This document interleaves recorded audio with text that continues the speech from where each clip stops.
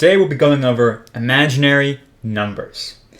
So when we've been doing algebra and when we've been doing math as a whole, we've seen positive numbers and negative numbers. Both of those numbers are what we call real numbers. Well, what is a real number? Well, let's say we have 3 times 3. That equals 9. We can also write that as 3 squared equals 9. And we know if we have negative 3 times negative 3, we'll also get 9. Because when you multiply a negative by a negative, your answer will be positive. So we can say negative 3 squared is 9. So that means that when we take the square root of 9, our answer is both positive 3 and negative 3, or what we write as plus or minus 3. Right? Because we can square 3 to get 9, or we can square negative 3 to get 9. So the square root is going to include both those possibilities. But what happens when we have something like the square root of negative 9? Well, the first thing we can do is we can rewrite this as, square root of 9 times square root of negative 1, since we always multiply what's inside the square roots. Now, square root of 9 we know is plus or minus 3, but what's the square root of negative 1? What is that? And that's where we have the problem. That's where we get this concept of real and imaginary numbers. There's no number that you can multiply out to get this negative square, right? If it's a negative number, well, if I square that, my answer will be positive. If it's a positive number and I square that, my answer will be negative. Therefore, there's no value that exists that I can take the square root of if my square is negative, right? Because what we're really saying here for the square root of negative 1 is that there's some number x that if we square x, we will get negative 1. And that simply doesn't work. There's no value of x. So we call square root of negative 1 imaginary. And that's where we get this concept of imaginary numbers. Now, we usually represent imaginary numbers just by thinking about the square root of 1, right? Just to, because, for example, in that square root of negative 9 example, right, we'd say, break it apart into square root of 9, which we can solve, times the square root of negative 1, which we can't solve because it's imaginary. And we usually write the square root of negative 1 as I, lowercase I. We'll say lowercase I equals the square root of negative 1. So we can rewrite that as square root of 9 times I. Now, let's do some things about I. So we know that I is imaginary. But the surprising thing is that I squared isn't, right? Because that literally is the square root of negative 1 squared, which cancels out the square root. So we left with I squared equals negative 1. So the interesting thing is that I is imaginary, but I squared isn't. It's just negative 1. What about I cubed? Well, I cubed is just negative 1 times I, or another way to write that is negative I. What about I to the 4th? That's negative I times I. That's negative I squared. We know I squared is negative 1. So I4 is just negative 1 or 1. So we can say I squared, I out of the 4 is 1. Well, what about I5? Let's keep going. Let's try to find all the values possible of I. Well, I5 is just 1 times I, or I. I6 is I times I, or I squared, or negative 1. And we notice we start to get a pattern repeating, right? I to the 1, that's just I. I squared, that's negative 1. I cubed, negative I. I4, 1. I5, I.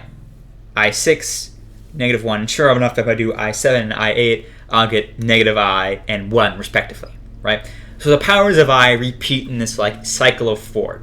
It goes I, negative 1, negative I, 1. That's the pattern that the powers of I go through. We can use this a lot when solving problems because we'll be able to simplify those negative values into something more convenient. Right? So let's say we have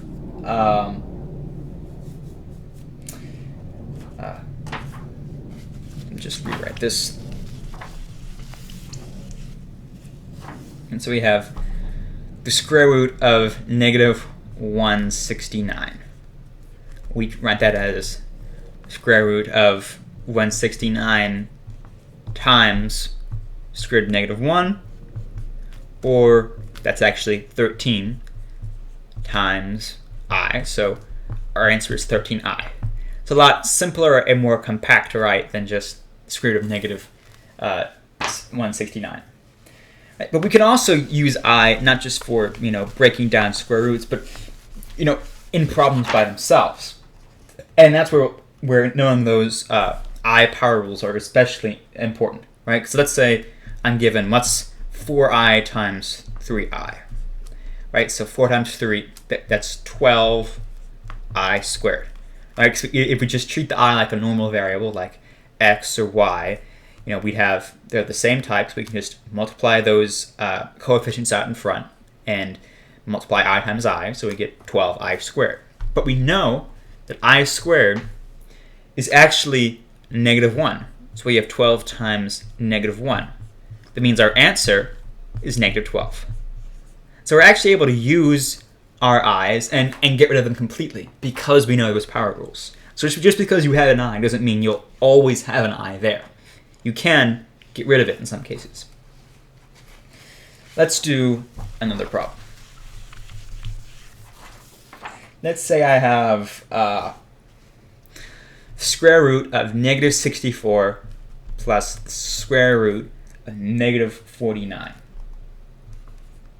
And I say, simplify this. So the first thing we're going to do is I'm going to remove out those i's. Square root of 64 times I plus square root of 49 times I. That's 8I plus 7I. I add those together and get 15I. And this is where I can actually come in pretty handy when we can just simplify this kind of big expression into a single term.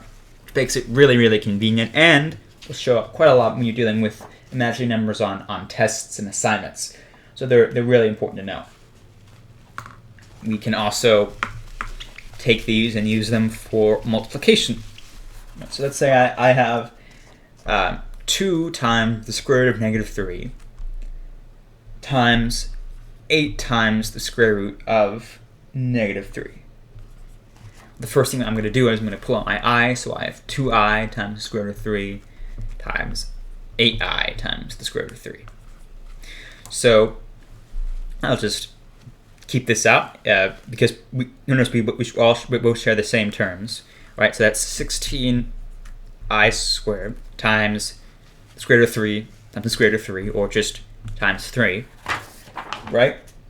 So that's 48I squared. We know that I squared is negative 1, so our final answer is just negative 48. And boom, we just solved what at first glance was a pretty complicated and challenging problem, but we were able to decompose it and whittle it down. Another thing you'll hear are complex numbers, which we kind of showed earlier. They're numbers where you have both, a real part, let's say 4, but then an imaginary part, like 2i. 4 exists. It's a real number. We can do almost everything that you would do with a normal number, but then we're adding it to I, which 2i, which does not exist, isn't really a real thing, but it is a value. It is a quantity. And sometimes you'll say x equals 4i plus 2i, y equals 6 plus 3i, what's x plus y? And you'll treat these kind of like algebraic equations, right? You'll say, okay, that I, let's just call it an x, right? So I'm really asking, or like a z or whatever. So I'm really asking, hey, add up the like terms, right? Add 4 and 6, I get 10. Add 3i and 2i, I get 5i. I check to see, hey, is there any way I can simplify this? Not really. If this was I squared, or, even like I cubed or I to the 4, then yeah, I can simplify it. But it's just I, so I can't. So that's my final answer. Just leave it like that. And this pair, what we call complex numbers, right? Because they have both the real and imaginary part. And when you get confused, when these look scared, just remember, you're going to treat this I just like you would treat an x or a y or any other variable in algebra.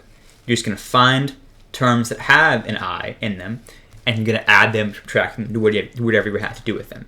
You're not going to have them mess with these real terms.